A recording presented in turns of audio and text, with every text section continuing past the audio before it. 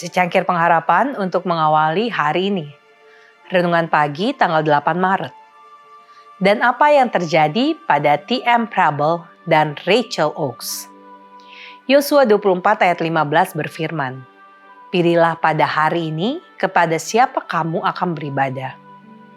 Hari ini kita perlu menanyakan tentang nasib T.M. Preble dan Rachel Oakes, dua orang di antara mereka yang berperan dalam rangkaian kejadian yang membawa Joseph Bates ke hari Sabat. Sayangnya, Preble meninggalkan Sabat hari ke-7. Pada tahun 1849 ia menulis, "Setelah dengan sungguh-sungguh menaati Sabat hari ke-7 selama sekitar 3 tahun, saya memiliki alasan yang memuaskan untuk meninggalkannya. Dan sekarang saya memelihara hari pertama seperti sebelumnya."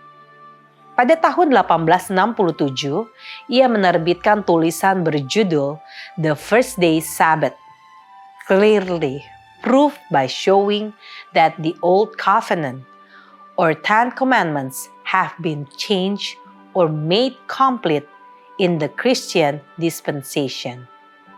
Mengomentari buku itu dari sudut pandang Gereja Masehi Advent hari ke-7, Uriah Smith menyatakan dengan tegas bahwa risalah yang ditulis Preble sebelumnya tentang Sabat hari ke-7 pada tanggal 28 Februari 1845 adalah lebih baik dari buku yang diterbitkannya itu.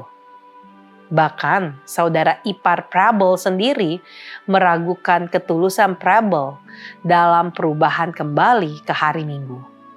Menurutnya, Preble telah menjadi pengurus sebuah perkebunan besar. Dan ketika hari Sabat mengganggu bisnisnya, ia pun meninggalkannya. Teori tidak adanya hukum adalah alasan terakhirnya sehubungan dengan masalah ini. Meskipun Preble menolak hari Sabat dalam pengalaman pribadinya, namun ia telah memberi dampak pada hati dan pikiran Joseph Bates yang tidak tergoyahkan oleh apapun. Dan Bates bukanlah satu-satunya pemimpin utama Sabbatarian Adventism yang terpengaruh oleh risalah Preble tahun 1845.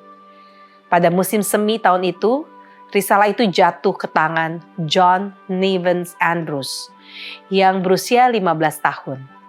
Dan itu mengubah pandangannya tentang topik hari ke-7.